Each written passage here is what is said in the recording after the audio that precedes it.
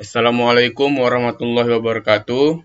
Perkenalkan, nama saya Said Fatur Rahman Muhazib, NPM 203101102 dari Fakultas Kedokteran Universitas Malahayati, kelompok 12. Di sini saya akan memberikan penyuluhan mengenai penyakit yang sangat umum di masyarakat, terutama masyarakat Indonesia, yaitu diabetes mellitus. Pada penyuluhan kali ini bertujuan untuk memberikan kepada masyarakat apa sih apakah pengertian dari diabetes mellitus itu dan apa yang harus kita lakukan apabila munculnya gejala-gejala diabetes mellitus dan apa yang bisa memperberat dari penyakit-penyakit yang membuat diabetes mellitus ini semakin berat. Baik, kita mulai. Pertama, pengertian dari diabetes mellitus. Apa sih pengertian dari diabetes mellitus? Diabetes mellitus merupakan keadaan yang timbul karena ketidakmampuan tubuh mengolah karbohidrat atau glukosa akibat kurangnya jumlah insulin atau insulin tidak berfungsi sempurna.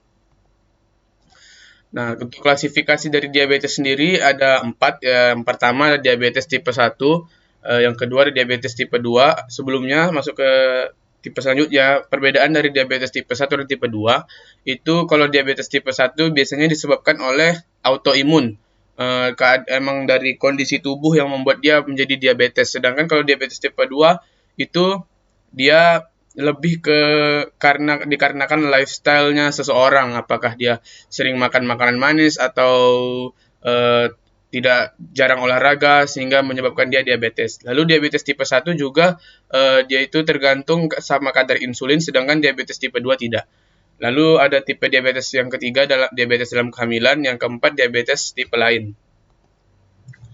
Nah, ini kita jelaskan dulu apa sih kelainan pada DM tipe 2. Penderita DM tipe 2, glukosa tidak dapat masuk ke dalam sel karena sel resisten terhadap insulin. Untuk orang normal, seharusnya glukosa dapat masuk ke dalam sel dengan mudah. Apa saja faktor-faktor risiko atau faktor yang dapat memperberat dari penyakit diabetes mellitus ini? Faktor risiko sendiri dibagi menjadi dua, ada yang tidak dapat dikendalikan atau faktor risiko yang dapat dikendalikan. Untuk yang tidak dapat dikendalikan yaitu riwayat diabetes dalam keluarga atau genetik, lalu ada umur lebih dari 45 tahun, jadi dia rentan terhadap penyakit diabetes, riwayat pernah menderita DM saat hamil, lalu riwayat penyakit kardiovaskuler atau penyakit jantung. Faktor risiko yang dapat kita kendalikan yaitu seperti kegemukan atau obesitas, lalu tekanan darah yang tinggi yaitu lebih dari 140/90 mm hidrogirum, lalu ada kadar kolesterol tinggi lebih dari 200, gaya hidup yang kurang gerak, lalu pola makan yang tidak sehat.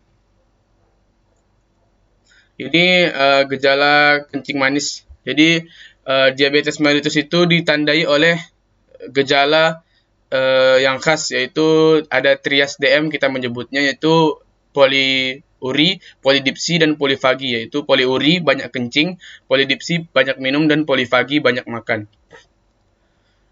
Pasien dikatakan terkena DM apabila tadi terdapat trias DM tadi, lalu setelah dilakukan pengecekan lab, kadar gula darah sewaktunya lebih dari 200 mg per dl, lalu kadar gula darah saat puasanya lebih dari 126 mg per dl. Gejala-gejala lain yang sering timbul selain trias DM tadi adalah penurunan berat badan yang tidak jelas sebabnya, cepat lelah dan mengantuk, pandangan kabur sering berganti ukuran kacamata, kesemutan, rasa tebal di kulit terutama kaki, gatal-gatal terutama di sekitar kemaluan, luka yang lama sembuh. Maksudnya luka yang lama sembuh ini maksudnya lukanya untuk sembuh itu memerlukan waktu yang lama. Lalu gigi mudah goyang dan lepas. Ini diabetes ada poster mengenai apa sih yang dapat ditingkatkan resikonya apabila kita terkena penyakit diabetes mellitus ini. Jadi dari segi otak kita bisa terkena hipertensi dan stroke, dari mata kita bisa terkena spot hitam, katarak, glaukoma sampai kebutaan, atau bisa dikenal juga kalau di pasien DM itu retinopati diabetik. Terus kalau di mental, sulit tidur, bad mood, gugup dan depresi, pada gigi dan mulut, infeksi bakteri dan penyakit mulut dan gusi, jantung 2,5 kali lebih tinggi terkena serangan jantung, kulitnya kulit kering dan mudah luka, saraf kesemutan, mati rasa, sakit saat berjalan, kerusakan saraf, dan ginjal menyebabkan gagal ginjal. Nah, ini komplikasi-komplikasi sama seperti yang tadi ya. Lalu apa yang membuat kadar gula darah atau rendah atau hipoglikemi? Jadi untuk menjaga supaya tidak diabetes mellitus itu ada juga penyakit yang bernama hipoglikemi, yaitu kadar gula rendah di bawah 60 mm hidrogirum. Jadi bagaimana cara kita menjaga agar tidak terkena diabetes mellitus dan bagaimana cara kita menjaga agar tidak terkena hipoglikemi? Nah, di sini adalah pemicu yang membuat hipoglikemi, yaitu tidak makan atau makan terlalu sedikit. Lalu aktivitas yang meningkat, olahraga berat, minum obat terlampau banyak, suntikan insulin dosis tinggi, perubahan kebutuhan tubuh akan obat, dan konsumsi alkohol. Apa saja gejalanya? Yang pertama, rasa gemetar dan oyong. Yang kedua, rasa lemas dan lapar, nyeri ulu hati, berdebar dan berkeringat dingin, sakit kepala, lalu mata berkunang-kunang.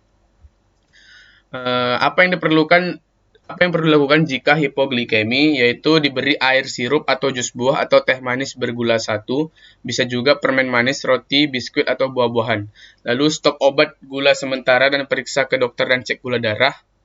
Bila tidak sadarkan diri, segera bawa ke rumah sakit. Jadi intinya, kelebihan glukosa dalam tubuh tidak bagus dan terlalu kekurangan glukosa dalam tubuh juga tidak bagus. Jadi harus seimbang.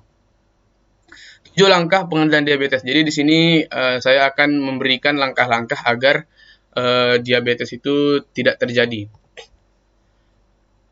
Yang pertama yaitu berperan aktif dalam proses pengobatan. Cari info mengenai diabetes, buat jadwal pemeriksaan rutin, minta rujukan ke ahli gizi, dokter kesehatan olahraga, atau dokter spesialis yang lain jika perlu. Jadi jangan malas untuk mengecek zat-zat dalam tubuh agar kita bisa lebih sehat.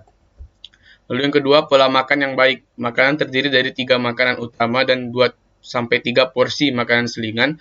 Batasi makanan lemak, terutama lemak hewani. Hindari makanan kaya gula. Jangan minum alkohol. Batasi konsumsi garam. Yang ketiga, hidup lebih aktif ya, yaitu bergerak aktif 30 menit atau lebih setiap harinya. Aktivitas dapat dibagi menjadi kegiatan kecil sehingga total menjadi 30 menit. Pilih kegiatan yang diminati dan sesuai kemampuan. Konsultasikan kepada dokter mengenai jenis olahraga, pengaturan pola makan, dan pengaruhnya terhadap pengobatan. Jadi hidup itu harus lebih aktif, harus berolahraga. Kalau kita malas berolahraga, maka glukosa dalam tubuh itu hanya akan mengendap dan tidak terbakarkan menjadi energi. Jadi harus berolahraga.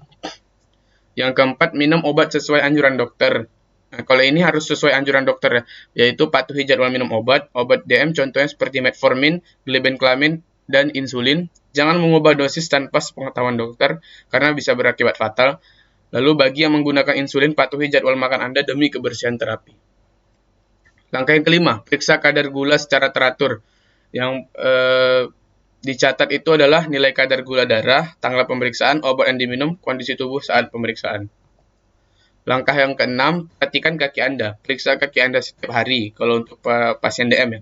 Jagalah agar kaki Anda selalu bersih, kering, dan lembut. Gunakan kaos kaki dan alas kaki yang nyaman, potong kuku. Jadi kalau di pasien diabetes yang udah terlalu parah, kalau misalnya kakinya nggak diperhatikan, itu akan terkena penyakit kaki diabetes atau ulkus diabetik yang lukanya itu sendiri sangat lama untuk disembuhkan. Bahkan kalau misalnya terlalu parah, dokter harus mengambil tindakan untuk mengamputasi kaki. Lalu yang ketujuh ada periksa mata Anda, amati adakah gangguan pada mata Anda, lakukan pemeriksaan mata jika ada gangguan. Nah, ini juga berhubungan sama komplikasi apabila diabetes mellitusnya terlalu parah, maka akan muncul penyakit retinopati diabetik, yaitu mata mengalami susah melihat ya, hampir mengalami kebutaan. Nah, itulah 7 langkah yang dapat saya sampaikan. Hanya itu yang bisa saya berikan. Terima kasih. Pesan saya kepada teman-teman untuk hidup sehat dan jangan bermalas-malasan. Sekian, terima kasih. Lebih dan kurang mohon dimaafkan. Wassalamualaikum warahmatullahi wabarakatuh.